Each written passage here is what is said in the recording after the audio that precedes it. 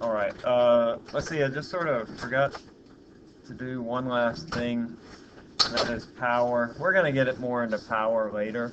Uh, but it's just the rate at which work is done. Or you can think of it as energy is transferred.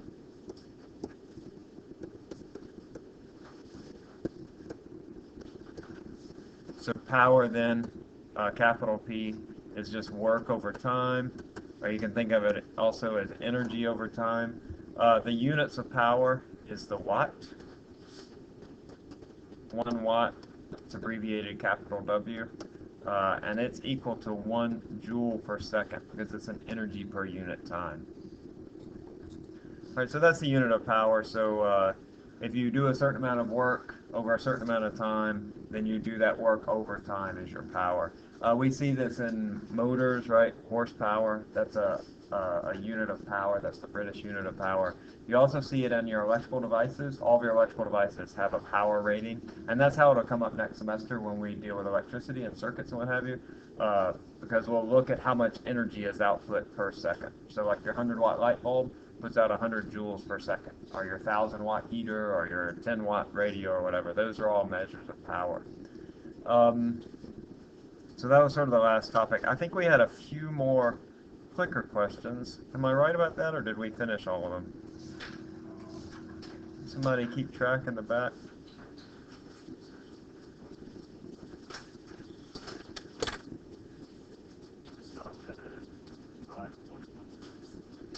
.13? Oh, 5.13.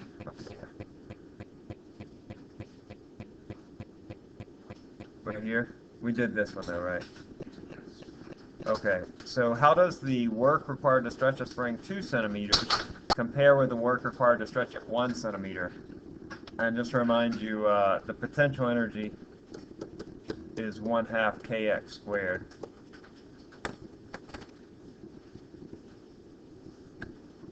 Think about doing an equation sheet on this next exam as well. Y'all like that? Okay, we'll go ahead and do that. I'll draw it up for y'all, and then I'll put it on the website so you can see it. But don't think that it's going to help a whole lot, because I've generally found that students that do well, like, they just sort of have those equations at the forefront of their mind. But if it helps you, that's great.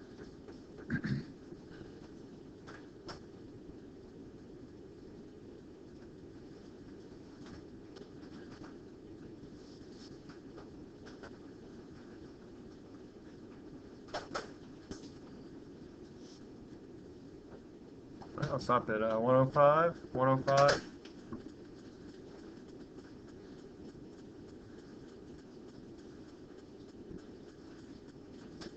Okay, C is right. We're going from 1 centimeter to 2 centimeters, so we're doubling our elongation. So if I double x, I get 4 times the elastic potential energy. A mass is attached to a vertical spring, causes the spring to stretch and the mass to move downwards. What can you say about the potential energy of the spring and the gravitational potential energy of the mass? So I have a spring, I attach a mass to it, that causes it to stretch downward. What happens to PES and PEG?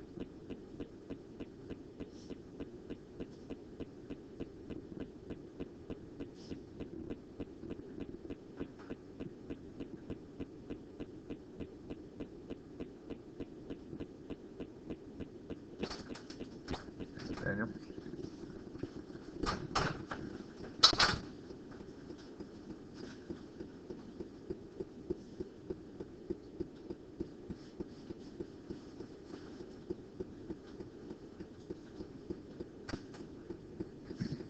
.105, I'll stop. 105.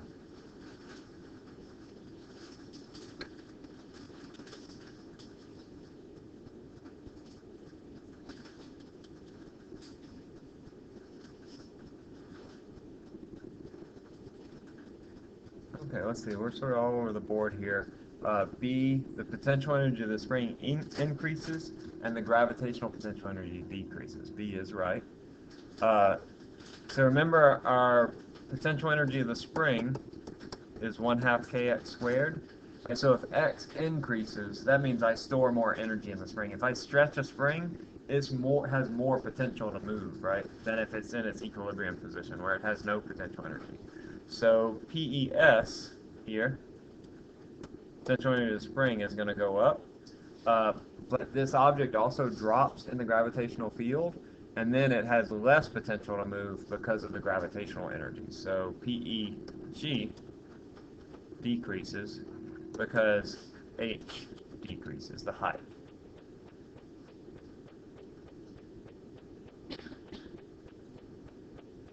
You with me on this? Okay, let me go back. All right, so right here, we have, this is our initial situation right here, and then this is our final situation. So let's say that this is H equal 1 meter, and this is H equals 0 meters. So that means that the spring has stretched by 1 meter. Okay, so up here it has PE equals mg times 1, and down here it has PE, this is the gravitational potential energy, is mg times 0. Go with me on that? Yep. All right, 3 balls of equal mass start from rest and roll down different ramps. They all have the same height. Which ball has the greater speed at the bottom of its ramp? So they're all starting from the same height. But 1 is shorter than 2 is shorter than 3. Or do they all have the same speed? You can let 1 be A, 2 be B. It should be fractionless. It should be what? Yeah, it's frictionless, right. Rolling friction is very small, so frictionless.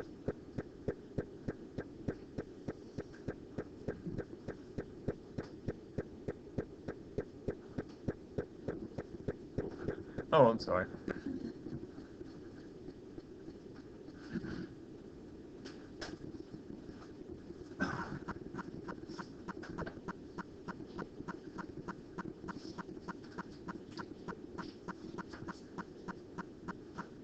Is it a tough organic test? Like the hardest one ever. Well, I don't know. She's pretty tough, huh? Alright, it's a few more seconds. Stop at 33.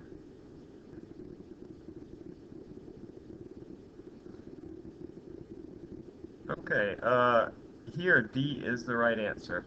Now, while it's true that on ramp 1, the ball will reach the bottom of the ramp more quickly, they're all going to have the same speed. So ramp 3, the ball will take a slightly longer time to get to the bottom.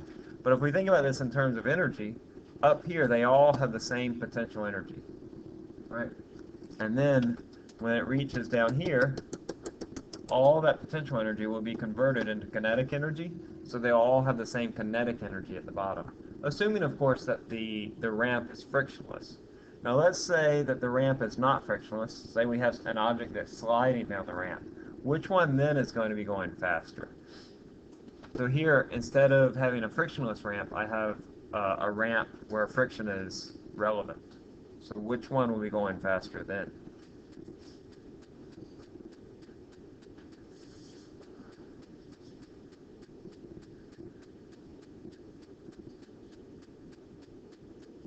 I'll stop at 25, 25, 16 now.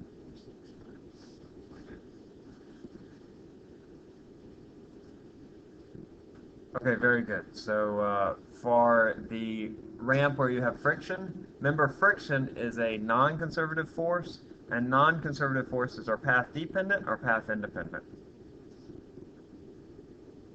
Do they depend upon the path or not? Non-conservative forces like friction. They what? They are dependent, right? Remember the slides, the one slide that went down, and then you have the other slide.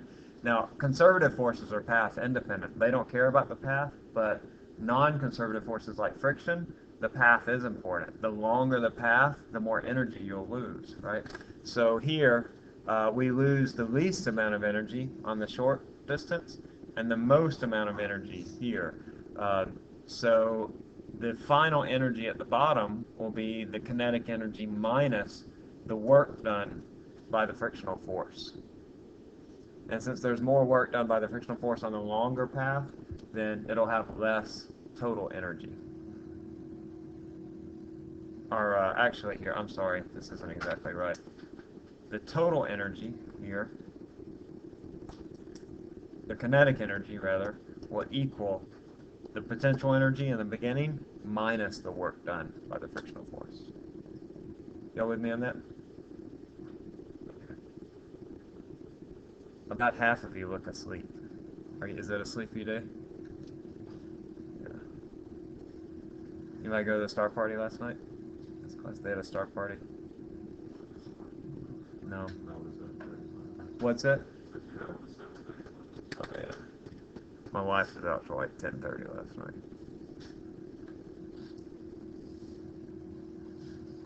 Okay. Truck starts at the top of the hill, reaches 20 meters per second at the bottom. How much higher does it have to start in order to get a speed of 40 meters per second? Twice the speed.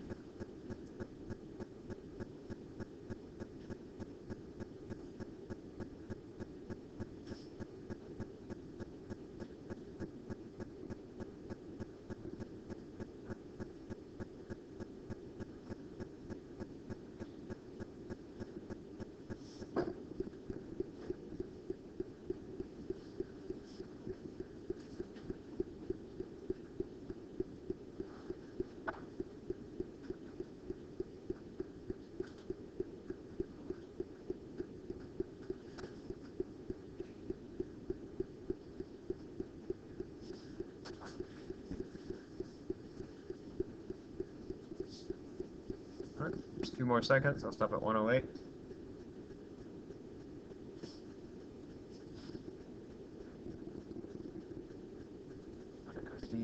Oh, no, no, no, no. No, E is the right answer, guys. All right, look. At the top, he has potential energy. Right, no kinetic energy at the top. At the bottom, no potential energy. He has all kinetic energy. All right, so I have mgh equals 1/2 mv squared. And I want to increase h so that I have double the velocity, double the speed here. So that means that I have to increase h by a factor of 4, because this 2 would be squared. It's a quadratic relationship, a squared relationship.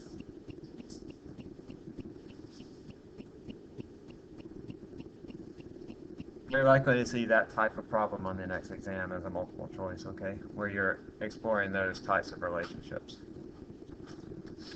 Here I have a box that's sliding, and it runs into a spring and compresses the spring by a distance x. And I want to, what if I double the initial speed of the box? How does that increase the amount that the spring compresses? So here I have kinetic energy, and then all that kinetic energy is converted into elastic potential energy. If I double the speed, how does it affect x, the amount that the spring increases or compresses?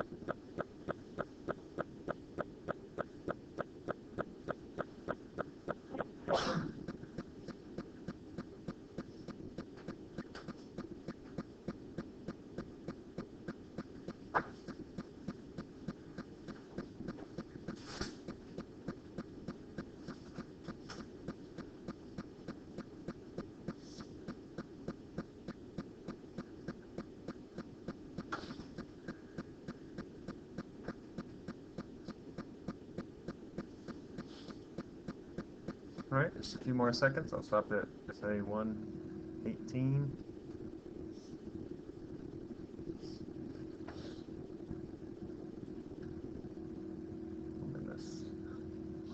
Okay, look, let's try it again. So let me give you all a little guidance here. So I have initially 1/2 mv squared. All of that kinetic energy is getting transferred into potential energy of the spring, or that's 1/2 kx squared. So I'm asking, if I double the speed, how does that affect the compression of the spring x? If I double v, how does that affect x?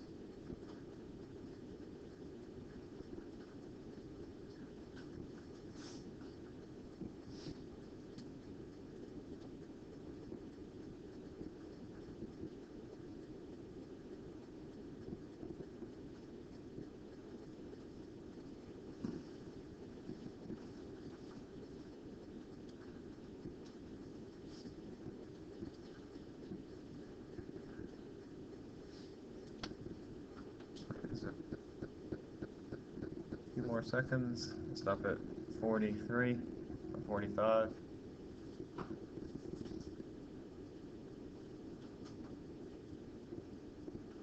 Alright, D is right. Very good. Alright, if I double V, right, that means I get a double X over here because V is directly proportional to X. They're both squared so that you can take the square root of both sides.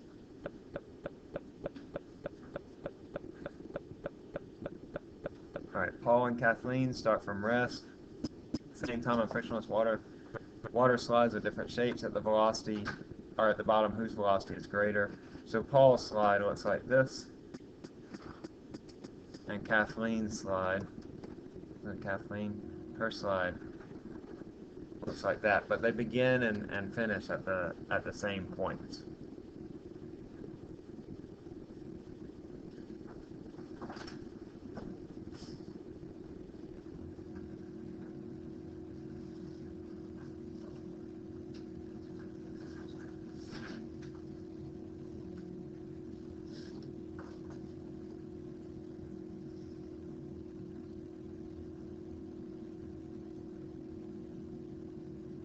Alright, just a few more seconds. I'll stop at 53.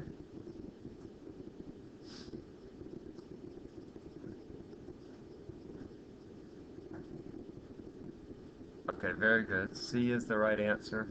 Remember, this is because it's frictionless, right? And the only forces at play then are conservative forces, and conservative forces are path independent. So it doesn't matter about the path that they take, because there's no friction acting. Now, if there were friction, which one would be going faster at the bottom?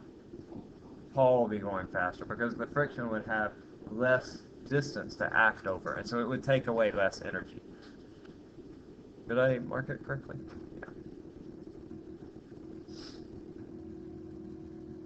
All right, Mike applied 10 newtons of force over 3 meters in 10 seconds.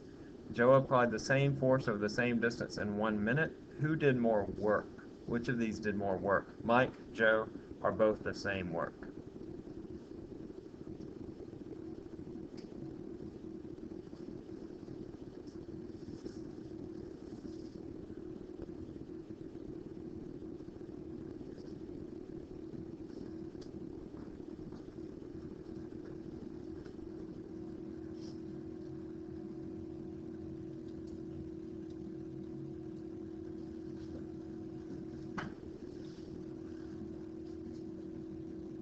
All right, it's a few more seconds. I'll stop at 48. 48.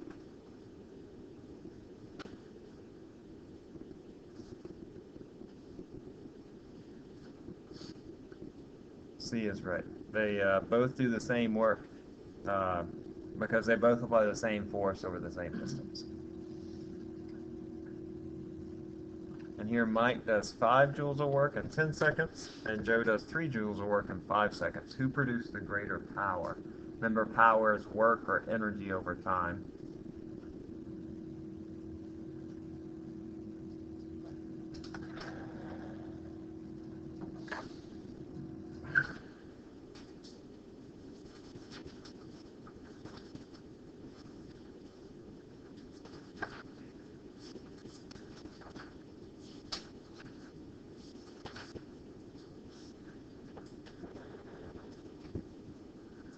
All right, I'm going to stop at 42. 42.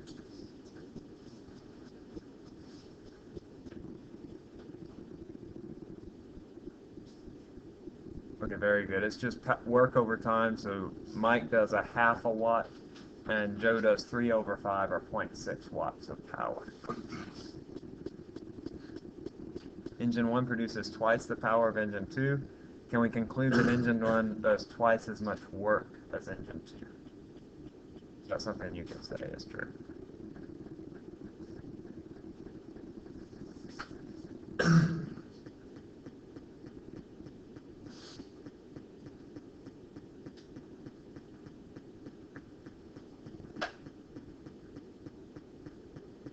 All right, I'll stop at 32. 32.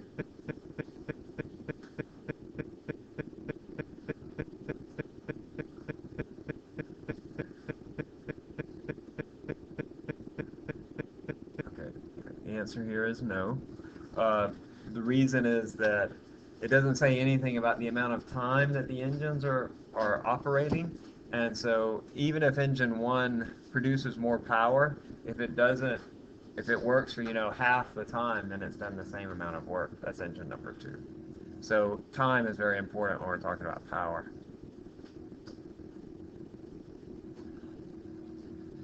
And when you pay the electric company, you pay by the kilowatt hour. Remember, the unit for power is watts. That's energy per second. What are you actually paying for? When you pay your electric bill, do you pay for energy, power, current? That's the flow of electricity. Voltage, that's a measure of energy per charge, or none of the above.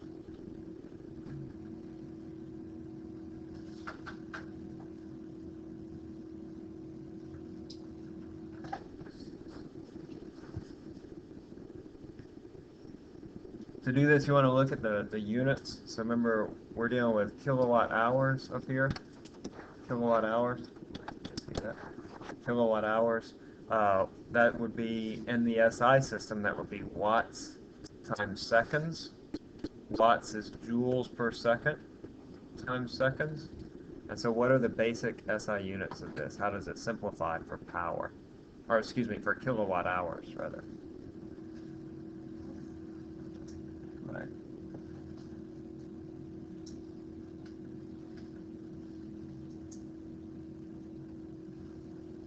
What are the, like, when you simplify that, what are you left with? Kilowatt hour is really just a measure of what? Joules, right? So is this a measure of energy, power, current, voltage, or none of these? I'm going to go ahead and stop at 1:30.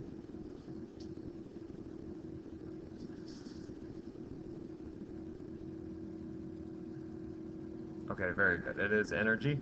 They call it the power company, but really they're the energy company. They provide energy. They don't care if you use all of your energy in the first day of the month or if you use it spread out over the entire month. Now, if you use it over the first day of the month, that would be a lot of power that you would be consuming because you'd be using all that energy in a short amount of time. But you would still pay the same amount if you spread it out over the entire month, right? So that's a measure of energy. That's what they're concerned about. Now, in some areas, like in big metropolitan areas, I think they do actually charge you more for your power consumption. That is actually how much energy you use per unit time, and then also when do you use that energy? Do you use it in the peak times of the day?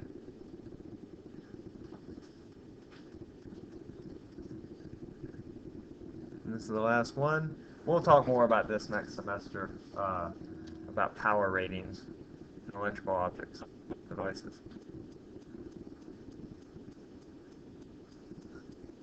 Which contributes more to your electric bill, a 1500 watt hair dryer or a 600 watt microwave oven?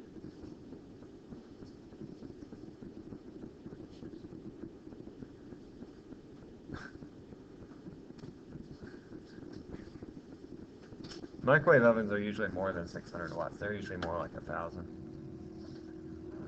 750. All right, I'll stop at 45. Y'all doing pretty well. Very good.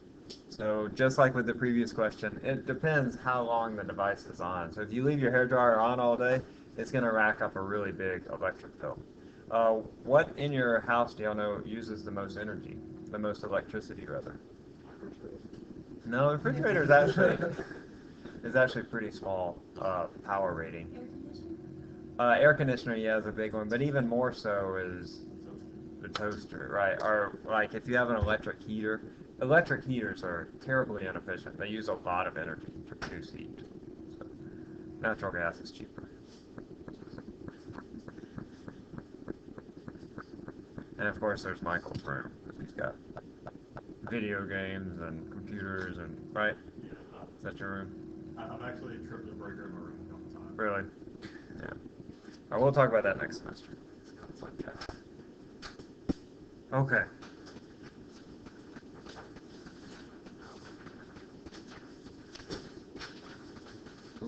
I just want to take a sort of thinking about this exam.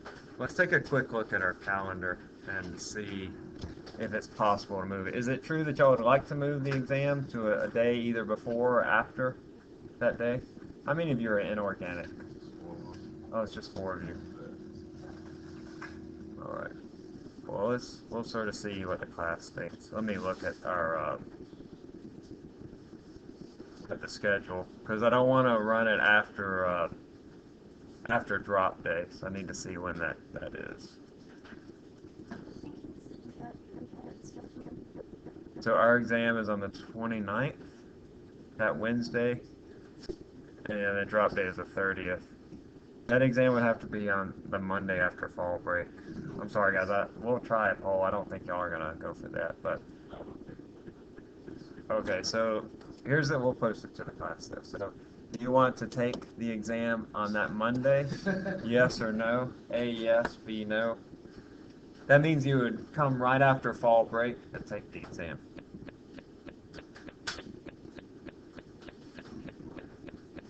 Yeah, do you want to do that? Take it the Monday after fall break? Yeah. If anybody objects, we're not going to change. So, all right. C for what? No vote. All right. I know that we're going to have some no's. So I'm going to stop here.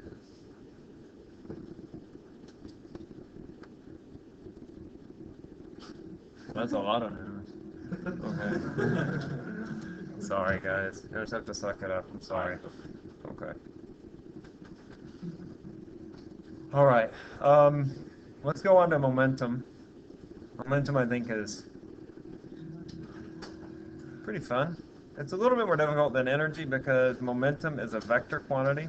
Oh, by the way, so you should have been working through the homework problems. You'll find here several conservation of energy problems, and then also some work problems. Do I have any of those where you have to integrate? Oh, I don't think I do.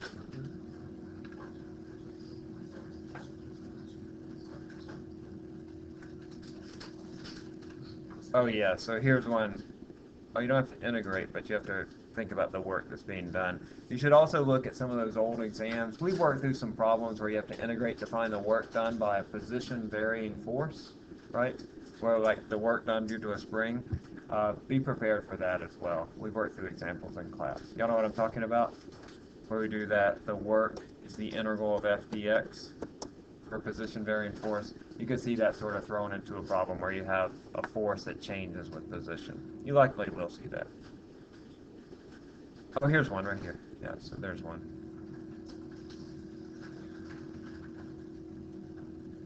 All right.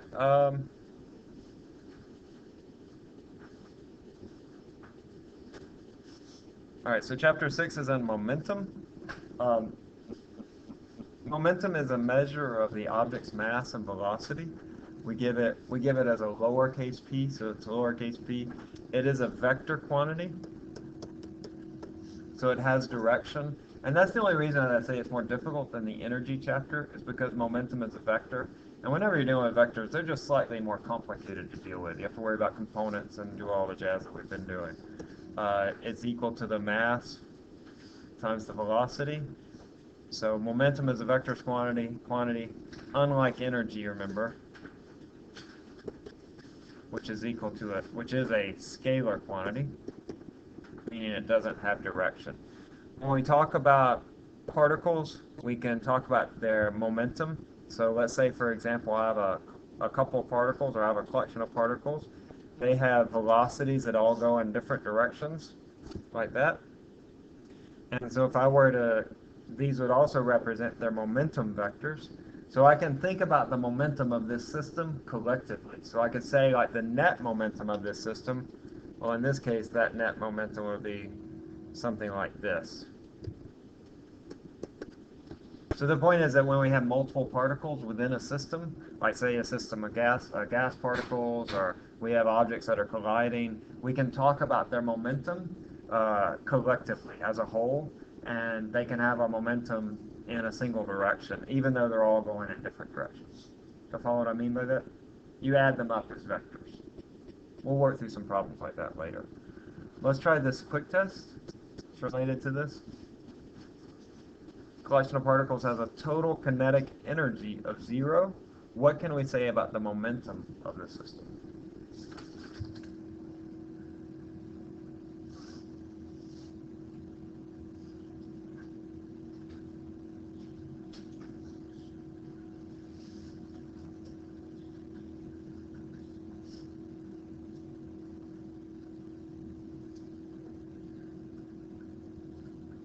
if the energy is 0, what is true about the momentum?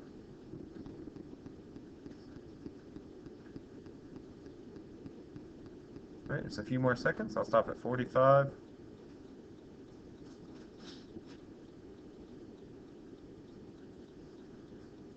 C is right. So if the energy is 0, what does that say about the particles? They're not moving, right? They have no speed at all, right? So with energy, like let's say I have a couple particles. If the energy is equal to 0, that means that the velocity of both of these particles is equal to 0. However, I can have particles that look like this, where I have one moving in one direction and one moving in the other direction. And then I can say that the momentum of these particles, the sum, the net momentum, is equal to 0. But that does not mean that the kinetic energy is 0. In fact, the kinetic energy for that system would be greater than 0. The reason for this difference is that momentum is a vector quantity and energy is a scalar quantity. Okay. Newton's second law. Newton actually wrote his second law, F equals ma, in terms of momentum. And he said that F is actually equal to dp dt. And these are vector quantities. But this is the same thing. If I rewrite this, I can say that F is equal to D, number P is equal to M times V dt. Now usually it will be which of those that will change, the mass or the velocity. The velocity will usually change. We will see some problems, I think, where the mass actually changes, and so the mass can vary, but usually it does not. Usually the mass is constant. So I can rewrite this then, just taking the mass out of that differential term, and have dv dt. But of course I know that dv dt is the definition of what? The acceleration, right? So these expressions that F is equal to dv dt is equivalent to saying that F is equal to ma. And in fact, Newton, that's how he wrote his second law, was in terms of momentum, not in terms of what we write today, mass times acceleration. All right, so this is what we'll use. We'll say that F is equal to a change in momentum over a change in time. That's always true regardless of what kind of energy is lost in the system. Like, say for example, if you have a car crashes into a wall, then it will have a certain force that acts on the car. Now you'll also lose a lot of energy, right? Because the car crumples up, there's fire, there's whatever, all sorts of energy loss going on. But it's still true that this force will equal to my change in momentum over my change in time. And that change in momentum is exceedingly easy to calculate because all you need to know is the change in velocity. So we'll see that how that can be useful in looking at collisions of things. We can also define the impulse as the change in momentum. So if F is equal to dp dt, I'll write it as F is equal to a change in momentum over a change in time. Those are basically equivalent statements. My impulse, I, is going to equal to F delta t. A certain force exerted on an object over a certain period of time. So if I exert a big force for a small period of time, that will impart a small impulse, right? Because my period of time is really small. A big force over a big period of time, that's a big impulse, right? I can change my F or my delta t, and then that changes my impulse. The impulse actually is we're not going to get into this, but it's the derivative, or excuse me, not the derivative, but the integral of this function. So if I take the integral of a function of force versus time, the impulse will be the integral of that. We're not going to work with that, but just to show you. But this F delta t is also equal to our change in momentum. So this is equal to a change in momentum. So delta p is equal to this F delta t. I won't usually talk about impulse. I won't really use that language, but I just present it here because a lot of textbooks then use this idea of impulse as being the product of the force and the change in time. So you might see it elsewhere, probably not, but you could see it. If you're taking some standardized tests, you could see impulse. And impulse is just the product of our force and our time. Or let's just work a simple problem, a collision problem, where we have an object that's colliding into something and it rebounds off of that. You know, when I was a kid, I sort of grew up in family was a bunch of mechanics. Like my dad was a mechanic, my brothers were mechanics, and so we had a lot of old cars sitting around. Anybody have old cars sitting around their house? Yeah. And so we had this old '64 Ford. It was a long wheelbase fleet side Ford pickup truck, which was pretty rare at the time actually, or was rare in '64. Most of them were step side short wheelbase. But anyway, over the years it sort of just declined, and you know things broke on it. We didn't fix it. It would still run, but at one point we didn't have any brakes. But we still drove it, of course, right? But what did we do if we needed to drive it? We'd crash it into something, right? So we wouldn't drive it to town or anything. We just drive it around the house. But we would try to gear it down as much as we could, you know, third to second to first, and then we just find something to crash into. And in fact, in our front yard we had a tree, and that's where we parked it. Like whenever we'd go out and drive around, we'd come back. And we'd come up the driveway and gear it down with the can and just run into the tree and stop the truck. It had a big steel bumper on it, right, so it didn't really hurt the truck or the tree because it was a big old tree.